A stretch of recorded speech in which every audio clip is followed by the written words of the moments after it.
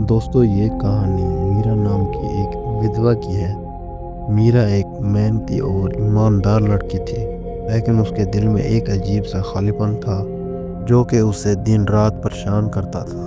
मीरा का शौहर कई साल पहले मर चुका था। अब वो अपने घर में अकेली रहती थी। दिन भर वो खेतों में काम करती थी कुछ पैसे कमाने के लिए, और रात को अपने घर में आ जाती थी। वो घर आकर सो जाती थी, लेकिन उसके घर की चार दीवारी की खामोशी उसे सोने न देती थी। कई बार वो सोचती रहती थी कि मेरे जीने का क्या मकसद है, कि मेरी जिंदगी और मेरी जवानी ऐसे ही गुजर जाएगी। लेकिन उसका दिल इस पर जरा ही मुतमईन न था। उसका दिल एक नई ख्वाहिश में था। वो नया साथी भी ढूंढ सकती थी। मीरा कई बार कोशिश करती रही कि उसके अंदर की बेचैनी खत्म हो जाए। वो अपने दिल में गुनगुनाती रहती थी। जब भी कहीं मेला और महफिल होती वो उसमें शामिल ज़रूर होती थी, लेकिन जैसे ही रात होती थी उसका दिल बेचैन हो जाता था। उसे यूं मालूम होता था कि उसका दिल किसी तरह उसे खींच रहा हो, लेकिन वो इसे कभी भी समझ ना पाती थी। ये कहानी मीरा के उस सफ़र की है। दिन मीरा खेतों से काम करके लौट रही थी।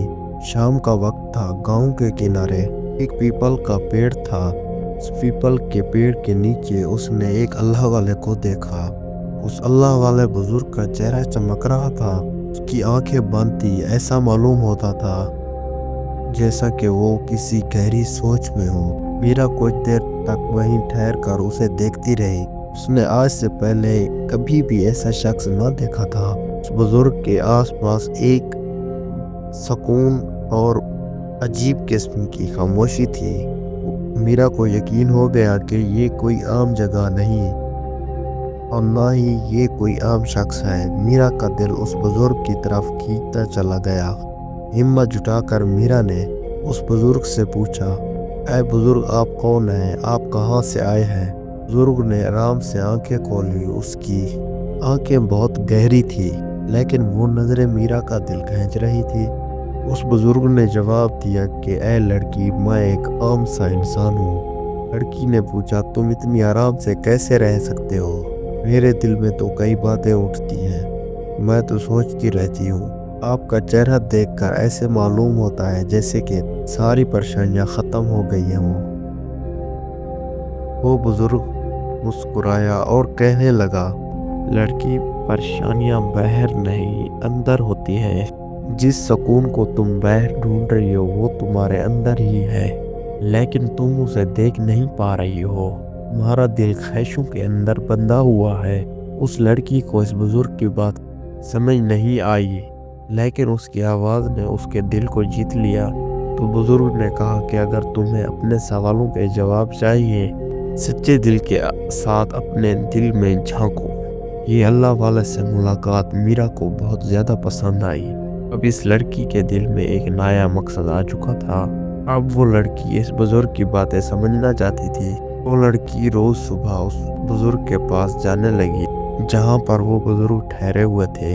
वो लड़की कभी उनके लिए फल लेकर जाती, कभी पानी, और कभी कुछ और। वो बुजुर्ग उस लड़की का हर वक्त वो तोहफा कबूल कर लेता था, लेकिन इस बुजुर्ग को इस लड़की की तरफ किसी भी जरा भी लगाव न था। वो कभी भी दिलचस्पी के साथ इस लड़की की बात ना सुनते और ना ही लड़की को देखते, लेकिन लड़की के दिल में वक्त के साथ इस बुजुर्ग के लिए जुनून बढ़ता गया। लड़की चाह कर भी उस बुजुर्ग की बातें और उसका चेहरा भुला ना सकी। लड़की को यूं मालूम होता कि मेरे सवालों का जवाब इस बुजुर्ग के पास है, जिस सवालों के जवाब वो लड़की सालों से ढूंढ रही थी। नाजरीन, फिर वो एक दिन लड़की उस बुजुर्ग के पास जाती है, और जाने के बाद वो सीधा उस बुजुर्ग से पूछ ही लेती है, ऐ बुजुर्ग, तुम इतना खामोश हो, कभी भी मेरी तरफ जी भर के नहीं देखते। क्या कभी आपके दिल में ख्वाहिश नहीं उठती? वो बुजुर्ग मुस्कुराने लगा और कहने, ख्वाहिशात इंसान को कमज़ोर बनाती हैं, और ये सभी चीज़ें दिल की ख्वाहिशें हैं। دل تو ہمیشہ خواہش کرتا رہتا ہے۔ اچھا انسان تو وہ ہوتا ہے جو کبھی بھی دل کی نہیں سنتا۔ لیکن لڑکی کو اس کا یہ جواب بالکل بھی ادھورا لگا۔ لیکن ابھی اس لڑکی کا دل بہت زیادہ خواہش کرنے لگا۔ میں اس بزرگ سے اپنی خواہش کیسے مٹواؤں؟ ناظرین، بس یوں ہی وقت گزرتا رہا۔ ایک دن پھر لڑکی یہ فیصلہ کرتی ہے کہ میں اس بزرگ کو اپنے دل کی خواہش بتاتی ہوں۔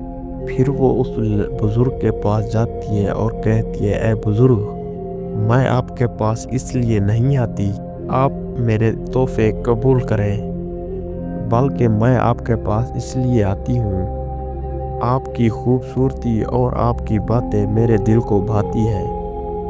آپ کو دیکھ کر اور آپ کی باتیں سن کر میرے دل کو سکون ملتا ہے، لیکن میرے دل کے اندر اور بھی خواہشات ہیں، کیونکہ میں ایک عرصے سے ودھوا ہوں اور میرے اندر بے حد خواہشیں ہیں۔